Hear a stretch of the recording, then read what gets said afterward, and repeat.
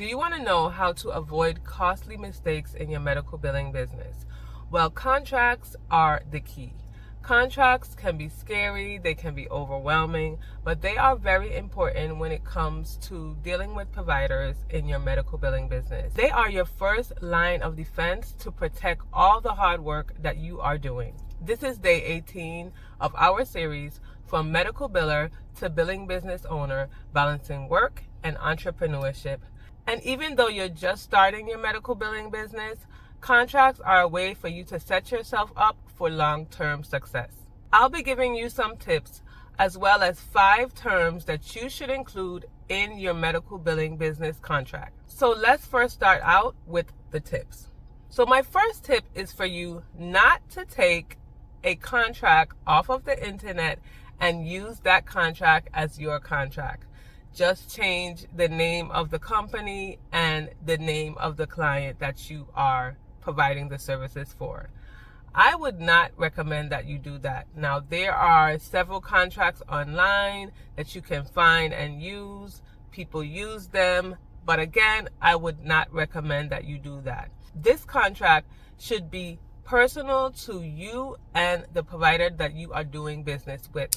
It also needs to include things that will help, again, avoid mistakes and protect you. So taking it off of the internet and saying that you're going to use this, most of the times will not work for you because it probably doesn't include the important information that you need it to include. Then I would tell you, don't think that you don't need a contract at all.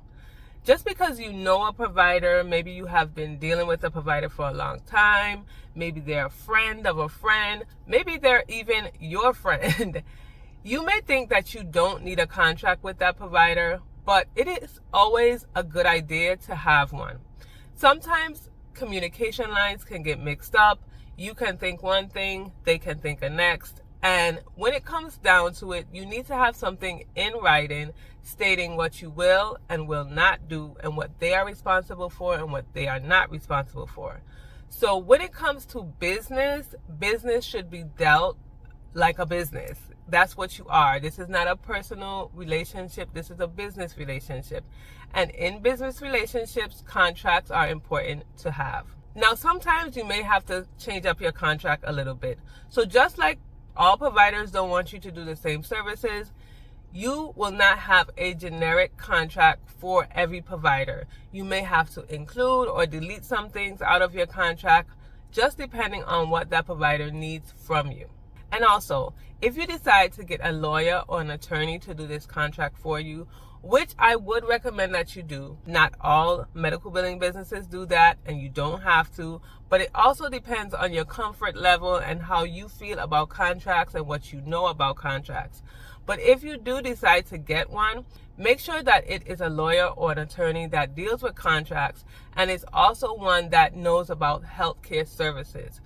We have certain things that may be specific to us, and it's not just like a generic contract. So they should be able to help you with determining what you need in this contract. Do remember, though, that you need to know the things that you will need in there. So you're going to have to give them some information, let them know what you're doing, let them understand what you're doing. Because, again, you don't want to have generic contracts and then they don't apply to you when you're dealing with your provider. So let's jump right into the 5 terms that you should include in your contract. And the first one is your scope of services. Of course, in this contract needs to state what you're going to be doing for the provider and what you're not going to be doing for the provider.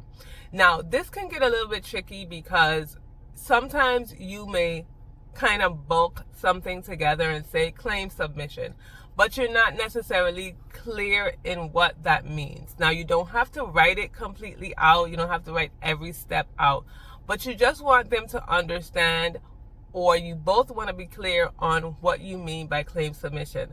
So if there's something that you're not going to include, for example, if you are going to be only doing electronic claim submission and you're not going to be doing paper claim submission, you need to be clear on that in your contract, because they may just think claim submission means claim submission, which for the most part, that's what it would mean, whether it is paper or electronic.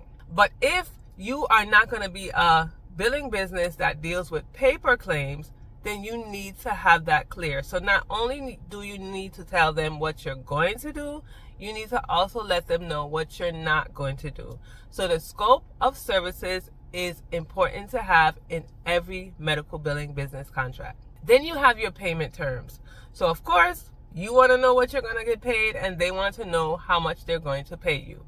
And in this, you need to know how much it is, how it will be paid, when it will be paid, if there are any late fees or penalties for not paying it on time. All of these things are important. So if you guys decide on an amount verbally, and maybe you're going back and forth on this amount, maybe it's $2,000 a month, and then you say, well, no, it's $1,500, whatever. You want to make sure in that contract specifically states it's going to be $2,000 per month on the first of the month by check or money order or EFT or however you take your payments.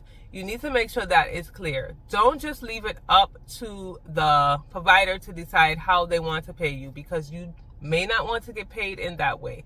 So just saying it's going to be $2,000 a month and not saying when it's due, if there's a penalty, all of that stuff is not good. You need to make sure it is clear in your contract. This is what the contract is for. So payment terms is the second thing that you need to include in your medical billing contract. And because we are in a field that has sensitive patient information and we deal with HIPAA and all of those things, we need to make sure there is a confidentiality clause. We know how important it is to make sure that the client's information stays secure and that we are keeping it secure. So even though we are not within the client's practice physically, we are an extension, like I said before, of the client's practice, and we need to keep it just as confidential as they would. So we need to make sure in our contract states how we're going to keep their information confidential. Now, of course, you don't want to think about terminating your services with the provider when you just sign them on, but putting a termination clause in your contract is important, because if you decide to work with a provider, everything's starting off well, and something goes wrong, whether it is on your part or their part, and you feel like it's time to cut ties, how are you going to deal with that? That needs to be included in your contract so that both sides can know what will happen, that they are free to terminate, you are free to terminate, but how is that going to happen? Do they need to give you some time, 30 days, 60 days? What is going to happen? So a termination clause in your contract will be important, even though that's something that you don't want to think about. You're just starting out, but you need to think about it. So just in case it happens, you are ready. And along with a termination clause, there should be a transition clause. So a transition clause is different from a termination clause because maybe you are transitioning because your contract has just ended. And you and the provider need to know how you're going to deal with claims that are still pending. Is the new biller going to do it? Are you going to finish it out? Are you going to get paid for doing those things that you're finishing out? All of those things are important because there may become a time when you need to transition.